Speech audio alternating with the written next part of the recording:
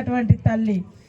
ఇవాళ చాకలి ఐలమ్మ అంటే కొంతమంది చాకలోళ్ళ కోసమే చేసిందేమో అనుకుంటారు, కానీ ఆమె పోరాటం మా అందరికీ స్ఫూర్తి. నేను కూడా అక్కడ నుంచే ఆ పోరాటాల స్ఫూర్తితోటే మేము కూడా ఉద్యమాలు చేయడం జరిగింది.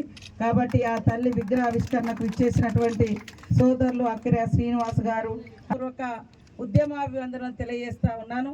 నేను ముందే చెప్పిన చాకలి ఐలమ్మ పోరాటం ఒక చాకలి కులం కోసమో వాళ్ళ హక్కుల కోసమో కాదు, కానీ ఆమె పోరాటం ఈ తెలంగాణ ప్రాంత బిడ్డల పీడన నుంచి విముక్తి కోసం, దొరగడీల పాలన నుంచి స్వేచ్ఛ కోసం, వెట్టి చాకీర్ నుంచి స్వేచ్ఛ విముక్తి కోసం ఆమె పోరాటం చేసింది. కాకపోతే ఆమె కులమే ఆమె ఇంటి పేరులాగా మారిపోయింది. కానీ ఆమె ఎక్కడున్నా కూడా, అంటే ఎక్కడ ఆమె ప్రస్తావన వచ్చినా సీఎం రేవంత్ రెడ్డి గారు పక్కాగా చాకలి ఐలమ్మ వీర వనిత పోరాట స్ఫూర్తి అని ప్రతి చోట, అప్పుడు ఇప్పుడు అధికారంలో ఉన్నా కూడా ప్రతి చోట తీస్తూనే ఉంటాడు, వారికి నివాళులు అర్పిస్తూనే ఉంటాడు.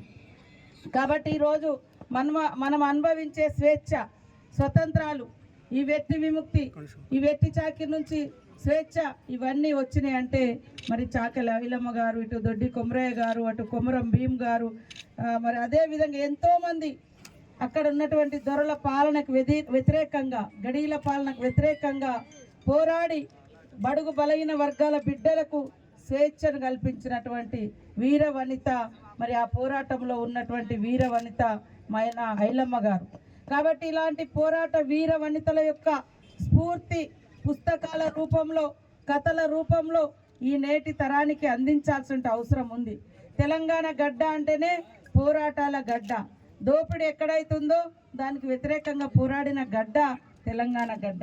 ఈ దేశానికి అందరికీ స్వతంత్రం 1947 ఆగస్టు 15వ తారీఖు వస్తే తెలంగాణకు మాత్రం స్వతంత్రం 1940